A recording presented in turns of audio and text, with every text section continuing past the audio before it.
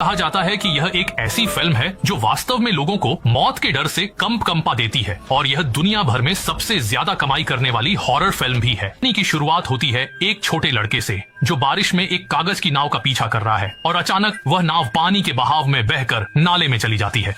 लड़का जल्दी से जमीन पर झुककर अंदर झांकता है और अंधेरे में एक जोकर को देखता है जिसकी आंखें सुनहरी चमक रही हैं।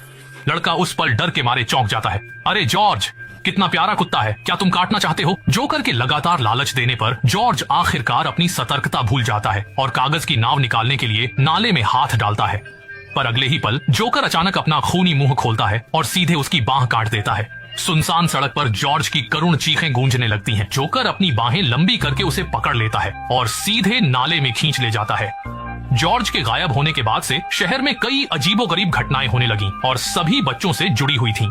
पहले चर्च में पढ़ाई करने वाले टैनली को दीवार पर लगी पेंटिंग से डर लगता था। उसने देखा कि फ्रेम कुछ टेढ़ा लग रहा है तो उसने हिम्मत करके पेंटिंग को सीधा करने की कोशिश की, पर अगले ही पल वह पेंटिंग अचानक जमीन पर गिर पड़ी।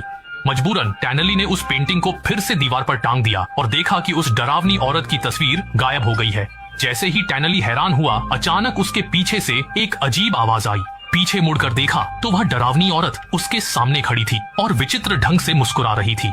टैनली इतना डर गया कि तुरंत कमरे से बाहर भाग गया और अगला शिकार बना स्कूल का मशहूर गुंडा छोटू मोटू। इस दिन वह पुस्तकालय में शहर का इतिहास पढ़ रहा था। किताब में एक पेड़ का चित्र बार बार आता रहा जब तक एक रात अचानक पेड़ पर एक मानव सिर न दिखा। डर कर मोटू ने किताब बंद कर दी। तभी उसके पीछे से अचानक म्यूजिक बॉक्स की आवाज आई। मोटू ने मुड़कर देखा, एक लाल गुब्बारा पुस्तकालय में तैर रहा था। मोटू गुब्बारे के पीछे लाइब्रेरी में गया। अचानक सीढ़ियों पर एक बिना सिर की लाश दिखी जो उसकी ओर दौड़ पड़ी। रास्ते में वह एक अजीब जोकर में बदल गया। मोटू इतना डरा कि रुक नहीं सका जब तक वह दरवाजे पर मैनेजर से न टकराया।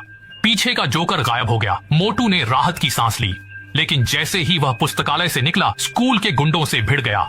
उन्होंने मोटू को घेर लिया और मारा। बेचारा मोटू लुढ़कते रेंगते भागा। अंत में नाले के पास टैनली और कुछ साथियों से मिला। पता चला वे बिल के खोए भाई को ढूंढने आए थे। घायल मोटू को देख बिल ने भाई की खोज रोक उसे दवा दिलाने का फैसला किया, पर दुर्भाग्य से उनके पास पैसे कम थे। तभी वे बेली से मिले जो भी दवा खरीदने आई थी। दयालु बेली ने हालात समझ कैशियर को चकमा देकर उन्हें बिना भुगतान भागने का मौका दिया। मोटू ने सबकी मदद के लिए अगले दिन सबको घर बुलाया। अंदर आते ही उन्होंने देखा मोटू का कमरा कागजों से भरा था। मोटू ने बताया, ये सब शहर के इतिहास के बारे में है। उसने खोज में पाया इस शहर में हर 27 साल में बड़ी संख्या में बच्चे गायब होते हैं। सारे सुराग एक पुलिस हाउस नाम की जगह की ओर इशारा करते थे। बिल को लगा उसका भाई वहीं हो सकता है। उसने मोटू से पुलिस हाउस के बारे में पूछा, लेकिन छोटू को अफसोस था कि वह अभी तक नहीं मिला।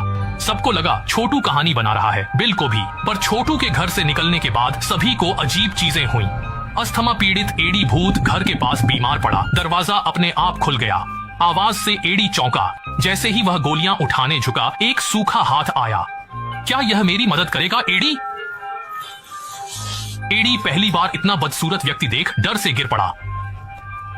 तुरंत बाद वह व्यक्ति एडी को भूत घर में खींचने लगा। चतुर एडी भाग निकला, पर बाढ़ पार करते ही वह व्यक्ति गायब हो गया।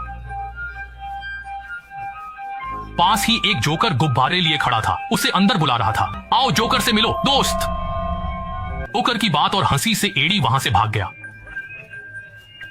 उसी समय बेली ने घर लौटकर बाथरूम में वही आवाज सुनी। बेली ने नाली में देखा पर समझ नहीं पाया कौन बोल रहा है। सच जानने के लिए उसने टेप डाला पर सिर्फ खूनी बाल मिले।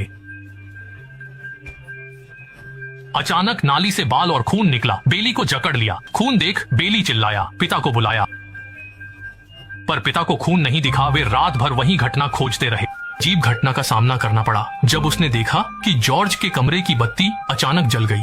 बिल ने सोचा कि उसका भाई लौट आया है, लेकिन कमरा अभी भी खाली था। जब वह भाई के खिलौनों से दुखी था, तभी उसने लिविंग रूम में कदमों की आवाज सुनी। बिल तेजी से लिविंग रूम पहुंचा और देखा कि उसके भाई की छाया उसकी आंखों के सामने से गुजर गई। वह जल्दी से पीछा करता हुआ तहखाने में पहुंचा, जहां उसे लंबे समय से गायब भाई मिला। लेकिन उसे आश्चर्य हुआ कि भाई बदला हुआ लग रहा था और अजीब बातें कर रहा था। जैसे जैसे जॉर्ज का व्यवहार बदला, पानी से एक डरावना जोकर निकला और बिल की ओर लपका। सौभाग्य से बिल ने तुरंत प्रतिक्रिया दी और तहखाने से भाग निकला। अगले दिन बेली ने कुछ दोस्तों को बाथरूम देखने के लिए घर बुलाया। जब सभी ने खून देखा, बेली को समझ नहीं आया, पर कम से कम यह साबित हुआ कि वह भ्रमित नहीं था। जब वे इसके कारण पर चर्चा कर रहे थे, पता चला कि सभी ने अजीब घटनाएं देखी थीं और लगभग सभी ने जोकर को देखा था। तभी उन्होंने देखा कि स्कूल के गुंडे और जियो ही की कार सड़क किनारे खड़ी है। बेली ने अनुमान लगाया कि जियो ही को परेशान किया गया होगा, इसलिए सभी ने मदद करने का फैसला किया। उन्होंने जल्द ही नदी के पास जियो ही को पाया। बिना कुछ कहे उन्होंने गुंडों से पत्थरबाजी शुरू कर दी। अंत में उनके संयुक्त प्रयास से गुंडे हार मानकर भाग गए। लेकिन जैसे ही वे शहर लौटे, उन्होंने देखा कि लापता लोगों के और पोस्टर लगे थे। छोटू ने अनुमान लगाया कि बच्चों का गायब होना जोकर से जुड़ा होगा। यह सुनने के बाद बगल में बैठे छोटे काले ने भी बताया कि उसने कुछ दिन पहले जोकर को देखा था, जब वह बाहर पार्ट टाइम काम कर रहा था। अचानक उसने पीछे बंद दरवाजे से आवाज सुनी।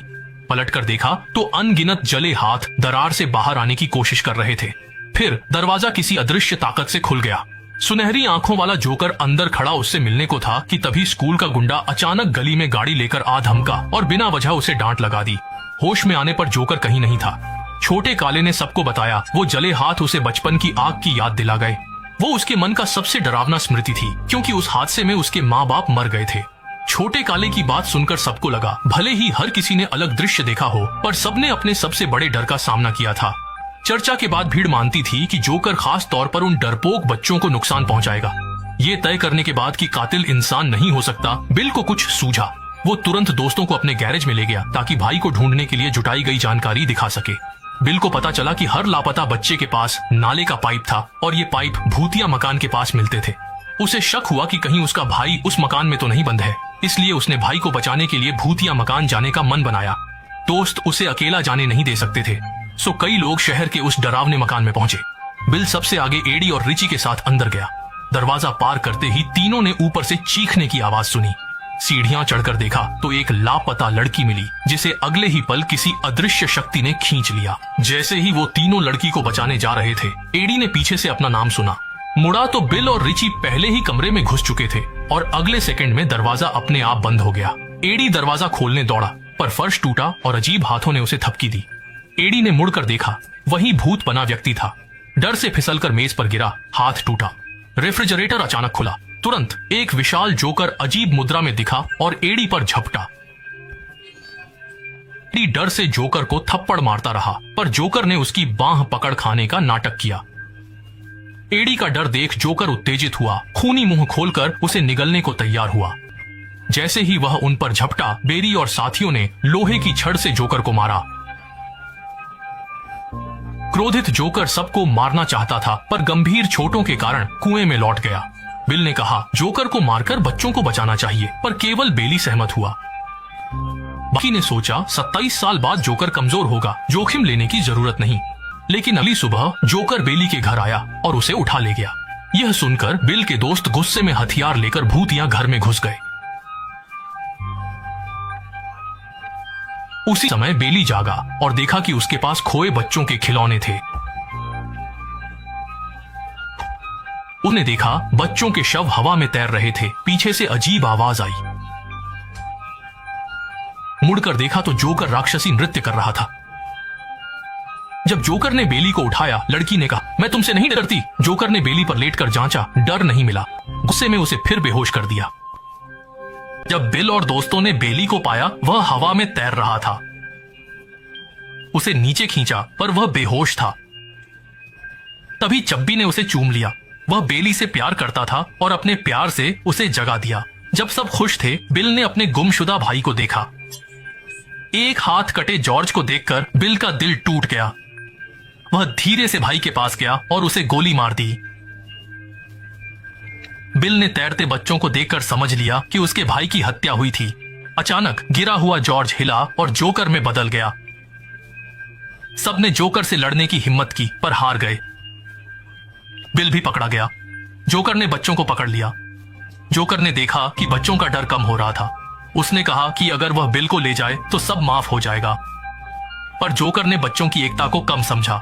वे जान पर खेलकर लड़ने को तैयार थे। वे फिर जोकर से लड़े। जोकर डर की शक्ति नहीं ले पाया।